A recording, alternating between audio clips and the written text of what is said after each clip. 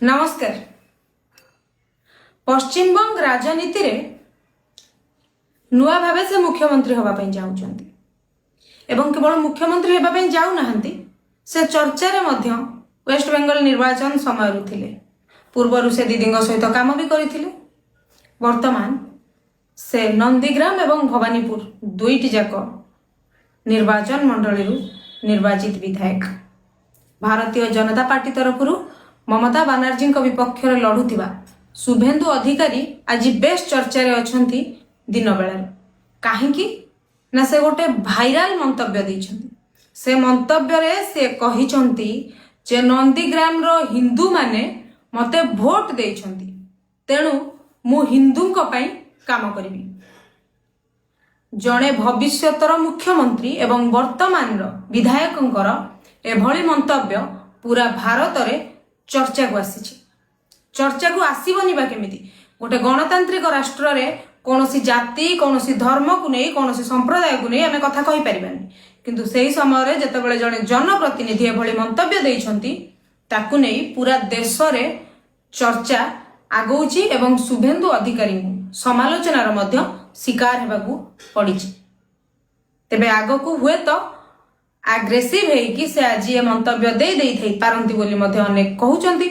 एते दिनर परिश्रम थिला भारतीय जनता पार्टी विजय पर हुए तो से अति एक्साइटमेंट रे कहि दे पारि थांती, किंबा थकी जाइथिबारु प्रेस विवृत्ति देबा बेले हुए तो तांको ध्यान रु हटि जाई थाई पारे जे से भविष्यतर मुख्यमंत्री वेस्ट बेंगल रो बोली चर्चा होउची। मे 9 रे से शपथ नहीं पारंती।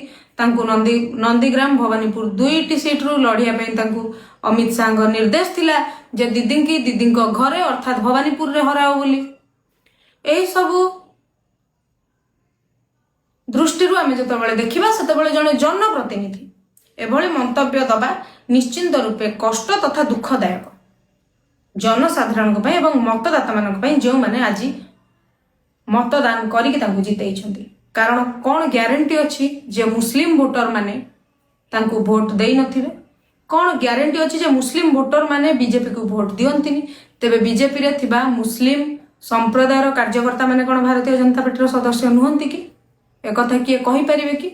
सेही पश्चिम बंग रे मध्य मुस्लिम मानक भितर उत्कंठा देखिया को मिलिथिला। निर्वाचन बेले अनेक लोक कहउथिले दादा को आनिबु मोदी को आनिबु।